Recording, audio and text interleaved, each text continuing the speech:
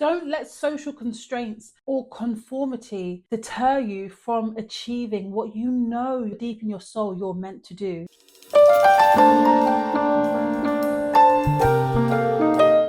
Hi friends, welcome back to my channel and Happy New Year! I hope you are ready to hit the ground running. I hope you are ready to level up. I hope you are ready to make this year the best year of your life. Look, let's forget about 2024. That's dead, that's done, that's over, okay?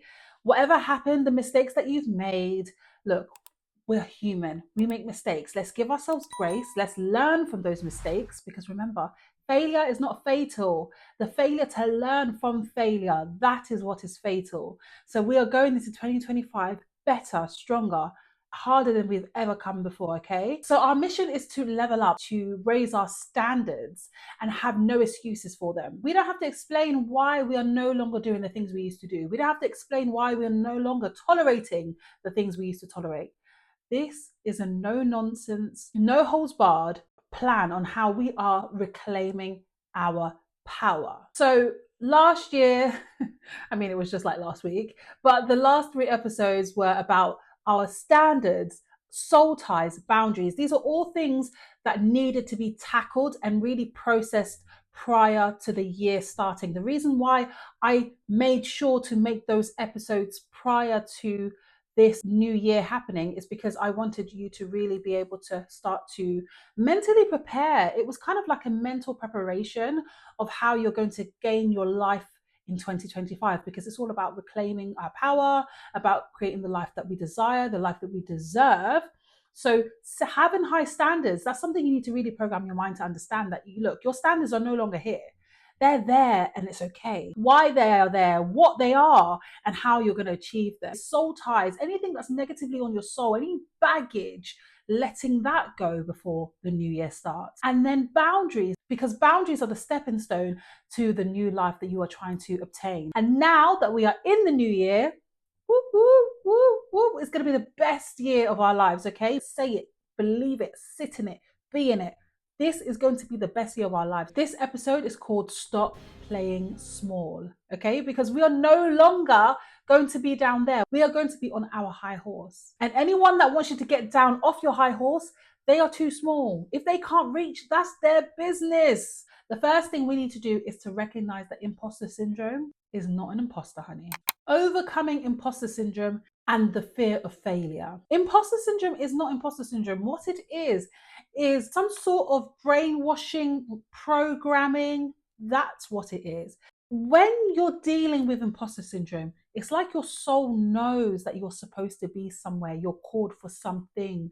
You know where you're meant to be in life or what you're meant to be doing. But because of your environment or your upbringing or the social standards, that has impacted the way you think about the goal or the desire that you have. It's impacted that. So once you're there or approaching there, you start to doubt, is this really me? Can I really do it? I'm just a small girl from a small town. No, those are not your own words. They're not your own thoughts. They are the thoughts of your environment, of your social construct, of people in your life, of your parents potentially during your upbringing who told you to be a doctor, be a nurse, and not to aspire to be a singer because what? You can't do it. And now that you're actually achieving it, or you're getting a step closer, or you're actually trying to put yourself out there, you've got those voices telling you, are you sure? Or, I don't think you can do that. That's scary. That's too big. That's too big for you to handle. But it's not. It's not, because God wouldn't give you that skill, that talent, the vision, if it wasn't for you. It's yours. Don't let anybody tell you different. Don't let social constraints or conformity deter you from achieving what you know deep in your soul you're meant to do. And when it comes to failure, having a fear of failure is the worst thing that you can give to yourself, okay? Don't be afraid to fail, because failure means that you're doing something. Would you rather fail or have never done it at all? Now, you've heard stories of people on their deathbed. They always say that one of the major things they regret is not trying that thing that they wanted to try, not going for the thing they wanted to go for, not putting themselves out there, not trying. Failure happens when you try. Failure doesn't happen if you don't try. So what's important is that you always try. And when you fail, you learn from it. Even the Bible says that the good fail 7 times, but they keep trying. Take something from the failure. That failure is lessons, it's ammo, it's fuel. It's there to ensure you that the next time you try, you know more. Because if you fail something, that means you now know what doesn't work. That means you know more about that subject, you know more about that topic. So failure is nothing to fear. Do you know how many things I failed in the past?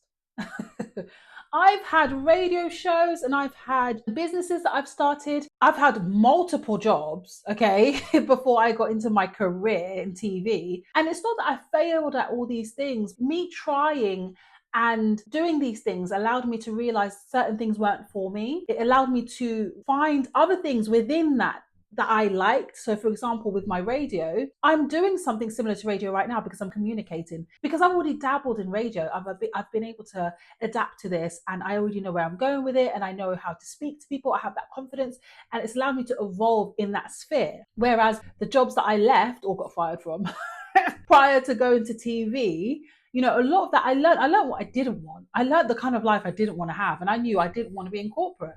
And that led me to where I do want to be. So failure isn't bad. Don't be afraid of it. And remember, if you're not failing, you're not doing. And if you're not doing, you're wasting your life. The next thing we're going to do now that it's 2025, we're going to embrace the audacity, honey. I want you to have the audacity to be what you want to be, the audacity to require more. Yes.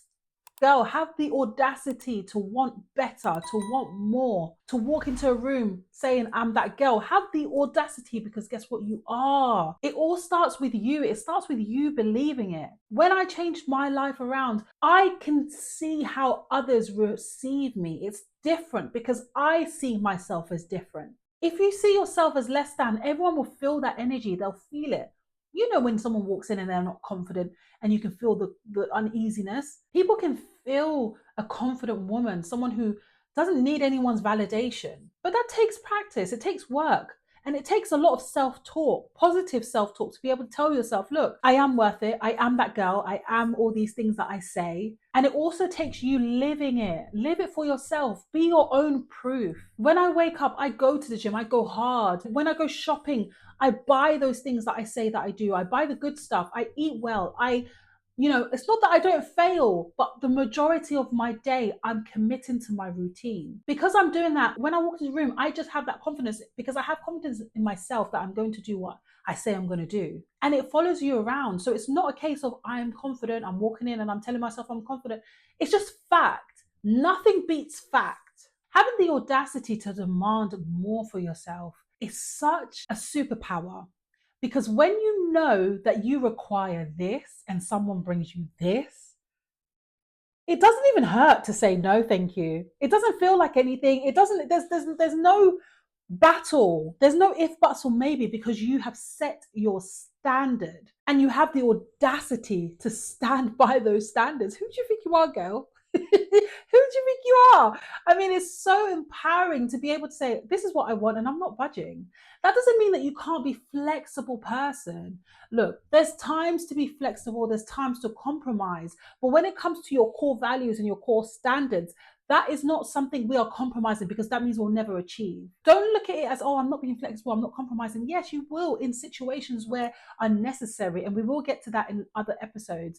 But when it comes to your standards, because you're trying to achieve better, you're trying to change your life, you're trying to become unrecognizable this year, those standards are non-negotiable. And the power you will feel when someone brings you this and you say, no, it's not what I need, it's not what I require, and your life doesn't become negative because of it, and you realize, oh, it's actually okay to say no.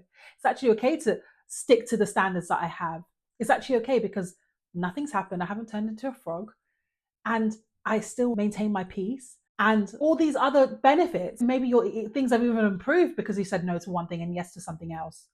So never be afraid to hold your standards high and be proud of those standards and have the audacity to stick by them. The next thing we're going to do is recognize our environment, our relationships, and our habits, the ones that are keeping us stagnant. It's 2025. We're not going to allow those things to weigh us down. So recognize your environment. Are you still allowing yourself to linger in places that don't serve you? I said in the last episode that you need to be mindful of your environments. You need to be able to say, no, I'm not going here anymore because it doesn't serve me.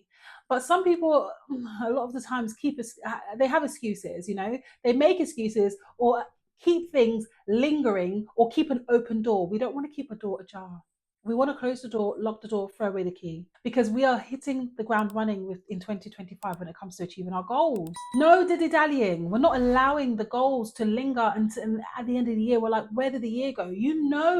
Now that we're adults, we know that the year goes fast. A year is nothing, okay? So we are making sure that we are not having excuses to go to places or to put ourselves in environments that don't serve or suit us or don't benefit or don't align with our values or our growth or our goals. We're not going to do that. So anything that you have that keeps you connected to the world that you're trying to remove yourself, you need to let it go. I'm sorry. If you haven't gone back to get it or gone back to close the door or any closure that you felt that you needed in 2024, it's now 2025. We're not looking for closure. And we're not going back for anything we've left behind. That is the only way to move forward. Remember in the Bible, Lot's wife, she looked back. What happened to her? She turned into a pillar of salt. We are not staying stagnant in 2025. Every day we are moving forward. And like I said, it could just be a step. But as long as it's a step in the right direction, that is all that matters. Make sure that you implement healthy habits. Remember, we're saying no to bad habits. We're saying no to environments that keep us stagnant, but that also means saying yes to environments that empower us and influence us in better ways. And we're saying yes to good habits, okay? If you have goals this year, let's say, for example, obviously it's January, a lot of people do have health goals. So we are sticking by those goals by making habits that we can stick to. If you're doing no meat this month, Veganuary, I think it's called.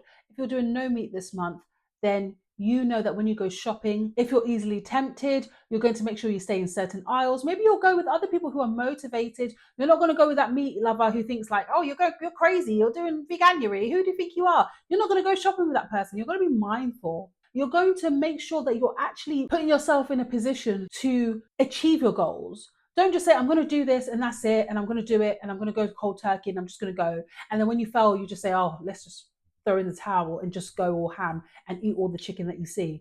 No, you're going to make these goals realistic for yourself. You're going to create habits for yourself, okay? So if it's a habit of going shopping with someone that you know is going to be mindful and helpful, then so be it. If it's a habit of going to certain supermarkets, maybe you're only going to go to markets because you know it's easier for you to get fresh things and not be so easily tempted. You have to make habits that will help you with your goals. If you're trying to go to the gym, then make a habit of waking up 30 minutes earlier. Make a habit of waking up an hour earlier. Understand that that's your new life. Your new life has habits, has routines. That's it. Don't make excuses for it. Oh, I need extra sleep. That extra hour, I'm telling you, it's not going to do anything. I'm telling you, if you're waking up tired, if you're going to wake up tired, you're going to wake up tired. That extra hour is not going to impact you that much. If your goal is important, you will wake up an extra hour, because I guarantee if you were waking up an extra hour to go and see your favorite band in concert and they were across the country, you would do that. You would do it. So you need to understand that you are valuable, and you need to hold yourself as valuable by doing the things to go the extra mile that will help you in the long run. And these things only need to be small. Waking up an extra hour is not that big of a deal. But if you can't do an hour, do 30 minutes. Do 30 minutes and do a 30-minute workout. The sooner you place these things in your life, the quicker you'll be able to understand that reaching your goal is not impossible. So in 2025, we are leveling up. A practical way to do that is to make sure that we are making an effort when it comes to things that we're doing. By watching TikToks about makeup if it comes to physicality, by journaling if we're trying to fix our emotional state and prioritize our mental health, by praying or going to church if it comes to spirituality. We are taking actionable steps to level up. That's what this first leg of 2025 should be about. It should be about taking actionable steps. And like I said, It doesn't have to be the steps I've said, and it doesn't have to be the amount. As long as every day has a little step that is better than last year, you're already doing something right. Stop playing small. You have to understand that you have to go now. Now is the time. There is no more dilly-dallying. There is no more, okay, next year. There's no more next week, next month. No, there's no time like the present to start making those actionable steps, to start jotting down some of the habits that you're going to stop, some of the habits that you're going to start. Anything that you're trying to improve, there is no time like the present to start making those actionable steps. I really hope that this video helped you. I really want you to become unrecognizable this year. I am rooting for you. I'm going to support you. I'm going to be here every step of the way. Please comment below ways that you are not going to be playing small this year, and share with anyone that you think might benefit from this video. Like this video and subscribe to my channel to see more videos like this. And until next time, bye friends.